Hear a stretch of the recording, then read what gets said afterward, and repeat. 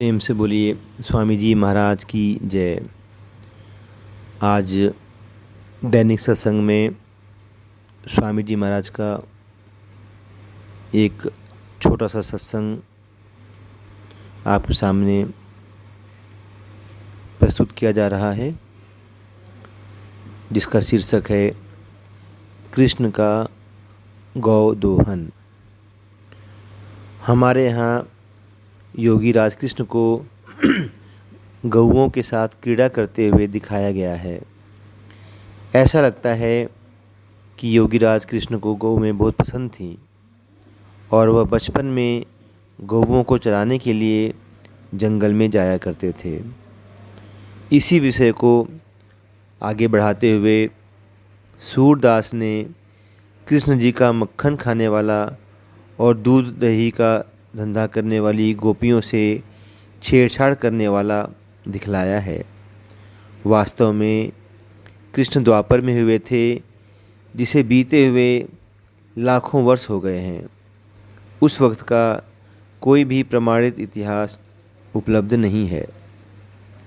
जैसा कि समाज में प्रचलित अनेक कथाएं वेद के किसी भाव को न समझने के कारण बन गई हैं, जैसे समुद्र मंथन, दधीचि का अस्थियां दान दे अस्त्र बनवाना, शिव का कैलाश पर्वत पर रहना आदि मनगढ़ंत घटनाएं हैं। इसी प्रकार कृष्ण का गौओं से संबंध भी ऐसे ही वेद के मंत्र पर भ्रमपूरित मनगढ़ंत कथा है। ऋग्वेद के 10:42 मंत्र से इस बात का समर्थन होता है। इस मंत्र का ऋषि कृष्ण है और इसमें गौदोहन जैसी बात मालूम पड़ती है। मंत्र में कहा है, दोहेन गाम उप शिक्षा सखायम प्रसंत। संत नाद धारा से ऊपर लाकर मित्रवत शिक्षा देता है। हमारी आत्मा परमात्मा की अंश है और जब यह शरीर में लिप्त हो जाती है और अपने अंदर रहते हुए परमात्मा को मिल नहीं पाती है, संत साधना में प्रकाश रूप धारा देकर आत्मा के बंधन काटता है। इस तरह आत्मा मन के चंगुल से मुक्त हो जाती है। जब तक आत्मा मन के चंगुल से छुटकारा नहीं पाती, कोई भी भक्ति कार्य नहीं कर पाती है। उसके सारे प्रयास बेकार हो जाते हैं। एक बार 4 मथुरा के पंडों ने आगरा घूमने का निश्चय किया। उन्होंने तय किया कि एक नाव किराए पर ले लेंगे। शाम को बारी बारी से 2-2 आदमी नाव खेवेंगे और सुबह तक आगरा पहुंच जाएंगे। दिन भर आगरा घूमेंगे फिरेंगे और अगले दिन फिर रात को बारी बारी से 2-2 आदमी नाव खेते हुए वापस मथुरा लौट आएंगे। रास्ते की थकावट को मिटाने के लिए उन्होंने भांग का सेवन करने का निश्चय किया। अक्सर मथुरा में पंडे नियमित रूप से भांग का नशा करते हैं। पूर्व योजना के अनुसार चारों लोगों ने खूब भांग पी ली और बहुत सी भांग घोट कर नाव में रख ली, ताकि जब नशा कम हो भांग गटकते रहें।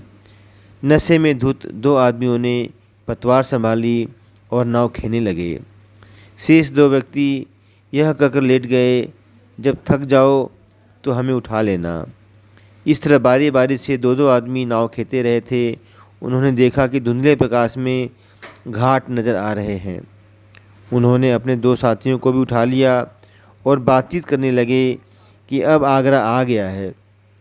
इसी बीच में उन्होंने घाट पर किसी आदमी को देखा और पहचाना कि वह आदमी घसीटा है। उन्हें आश्चर्य हुआ कि जिसे वह रात मथुरा छोड़कर आए थे, वह उनसे पहले आगरा कैसे पहुंच गया। इसी बीच जब थोड़ा और उजाला हुआ तो उन्होंने देखा कि वह घाट उनका चिर परिचित घाट मथुरा का ही था। वह चारों आश्चर्य करने लगे कि सारी रात इतनी मेहनत करने पर भी वह मथुरा से आगरा क्यों नहीं पहुंच पाए। घसीटा जब उनके पास आ गया तो उन्होंने अपनी बात उसके सामने रखी। उसने सारी बात समझकर कहा, यह नाव खूंटे से बंधी हुई थी। शाम मथुरा से चलते समय किसी ने इसे खूंटे से खोला था कि नहीं।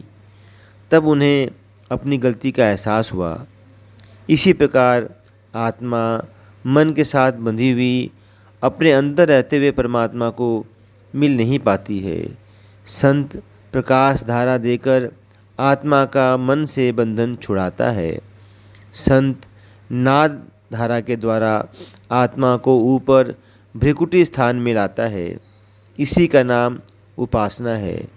क्योंकि परमात्मा भ्रिकुटी स्थान में विराजमान है, सो आत्मा को परमात्मा के सामीप्य में लाने के लिए उप शब्द का प्रयोग किया है। संत यह कार्य जीव के कल्याण के लिए करता है, निस्वार्थ भाव से करता है और सजातीयता के लिए करता है, अतः सखा भाव से करता है। जब आत्मा प्रभु सामीप्य में ठहरती है तो ब्रह्म ज्ञान को ग्रहण करती है। आत्मा परमात्मा के सामीप्य में आकर बिना किसी भाषा के ज्ञान प्राप्त करती है। बाद में ज्ञान पाने वाला व्यक्ति उसे अपनी बोलचाल की भाषा में व्यक्त करता है। इसलिए ईश्वरीय ज्ञान समान होते हुए भी उसकी भाषा प्राकृत, पाली, अरबी, अरैमिक उन व्यक्तियों के अनुसार रही है जिन्होंने इस ज्ञान को पाया है। ज्ञान की कोई भाषा नहीं है। प्रभु अपनी चेतना से चेतनात्मा में यह ज्ञान देता है। इसी प्रकार सुरतवंत संत अपनी आत्मा के द्वारा यह ज्ञान जिज्ञासुओं को देता है। जरितः जारम इंद्रम बोध्य। प्रभु प्राप्त योगी संत योग धारा दे ब्रह्मचारी बनाता है।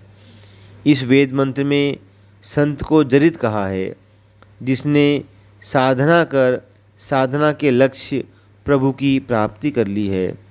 यह कार्य संत योग धारा के द्वारा कराता है। योग धारा को वेद मंत्र में इंद्रम जारम कहा है। यह धाराएं प्रभु से प्रकट हैं और साधना के लक्ष्य को प्राप्त कराने में सक्षम हैं। यह धाराएं हमें ब्रह्म ज्ञान को धारण कराती हैं। इन्हीं धाराओं से साधक ब्रह्मज्ञानी या बुद्ध बनता है। जब इन धाराओं से साधना कर जिज्ञासु पूर्ण हो जाता है तो वह ब्रह्मज्ञानी या बुद्ध रूप हो जाता है। इसी अवस्था को विष्णु का बुद्ध रूप अवतार कहा है। प्रभु अभिव्यक्त नाद धाराएं ही ब्रह्म ज्ञान ग्रहण कराती हैं। इनके अलावा ब्रह्म ज्ञान पाने का कोई अन्य साधन नहीं है। वसुना पूर्ण कोश न निष्ठाम। पूर्ण परमात्मा से वैभव धारा देकर समृद्ध करता है। परमात्मा सब विद पूर्ण है। समस्त धन, वैभव, ज्ञान, विद्या का भंडार है। इसलिए उसे पूर्ण कोश कहा है। कोई चीज़ ऐसी नहीं जो परमात्मा से श्रेष्ठ हो या समृद्ध हो, क्योंकि परमात्मा सत्य है, अपरिवर्तनशील है, कभी नहीं बदलता है। अतः समस्त काल में वही पूर्ण है। प्रभु अभिव्यक्त धाराएं परमात्मा से प्रकट हैं और परमात्मा के इस पूर्ण वैभव एवं ज्ञान को जिज्ञासु तक पहुंचाती है। वेद में प्रभु धन या वैभव की अनेक बार चर्चा की गई है। प्रभु धन का भाव किसी भौतिक पदार्थ से नहीं है, बल्कि वह सब संपदाएं जो हमें ज्ञान और सुख समृद्ध करती हैं प्रभु धन कहलाती हैं। एक बार एक राजा शिकार करता हुआ कहीं दूर जंगल में निकल गया। थका होने के कारण और रास्ता भटक जाने से वह आराम के लिए कोई जगह ढूंढने लगा। चारों तरफ अंधेरा था। दूर उसे कहीं एक दिया नज़र आया। वहाँ जा उसने किसान से रात भर आराम करने की प्रार्थना की। राजा जब अगले दिन अपने घर जाने लगा तो किसान का धन्यवाद किया और कहा कि जब भी कोई उसे आवश्यकता हो वह महल में राजा के पास आ जाए, राजा उसकी मदद करेगा। कुछ दिन बाद किसान को राजा की बात याद आई और वह राजा के महल में सहायता के लिए जा पहुंचा। राजा ने किसान की आवभगत की और उसे कुछ दिन महल में राजा का आतिथ्य स्वीकार करने को कहा। किसान खुशी खुशी महल में रहने लगा। किसान महल में निर्भय हो घूमता फिरता। उसे राजा का अतिथि समझ कोई रोकता टोकता नहीं था। एक दिन सुबह किसान ने देखा कि राजा आंख बंद किए हाथ जोड़े कुछ मांग रहा है। उसकी कुछ समझ में न आया। उसने महल के सेवक से पूछा, राजा क्या कर रहा है? सेवक ने बतलाया कि परमात्मा से कुछ मांग रहा है। किसान अपना सामान उठाकर घर को यह कहते हुए चल दिया कि मैं भिखारी से क्या मांगूंगा, मैं भी उससे मांग लूँगा जिससे राजा मांग रहा है। इस संसार में सभी भिखारी हैं, केवल परमात्मा ही पूर्ण वैभव का स्वामी है। संत इस पूर्ण वैभवशाली कोष से वैभव धारा देकर हमें समृद्ध करता है।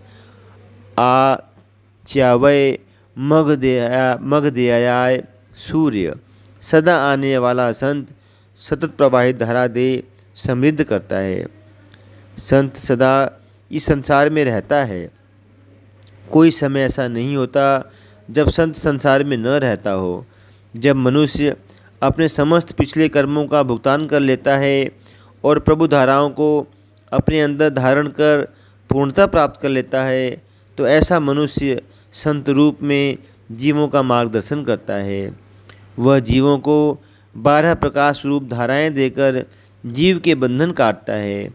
11 नाद धाराओं से जीव को मन के चंगुल से छुड़ाकर 9 द्वारों से ऊपर रखता है, जिससे जीव नए पाप कमाने से बच जाता है और संतुष्टि दे तृप्त रखता है। इस तरह जीव नए बंधन में नहीं फंसता है। सोम धाराओं से उपयुक्त ज्ञान देकर जीव का मार्गदर्शन करता रहता है। यह सतत प्रवाहित धाराएं ही जीव को किसी भी स्थिति में भटकने से बचाए रखती हैं। बाइबिल में ईसा मसीह ने कहा है, जब तुम संकट में हो घबराओ नहीं, यह फिक्र मत करो क्या खाओगे, क्या पहनोगे, क्या कहोगे, क्योंकि परमात्मा उपयुक्त समय पर सब कुछ अपने आप देगा। इस तरह सोम की सतत प्रवाहित धाराएं जीव के अंग संग रहती हैं, उसे दैवी संपदा प्रदान करती हैं। गीता में जो जो स्थिर प्रज्ञ के लक्षण बताए गए हैं, वह सब इन सोम की धाराओं द्वारा प्राप्त होते हैं। संत हमें यह धारा देता है और इनसे प्रभु वैभव गाता है। प्रेम से बोलिए स्वामी जी महाराज की जय। तो इसके साथ ही आज का ये दैनिक सत्संग समाप्त होता है और इसी श्रृंखला में कल पुनः स्वामी जी का एक नया सत्संग आप सबके बीच में रखा जाएगा। प्रेम से बोलिए स्वामी जी महाराज की जय।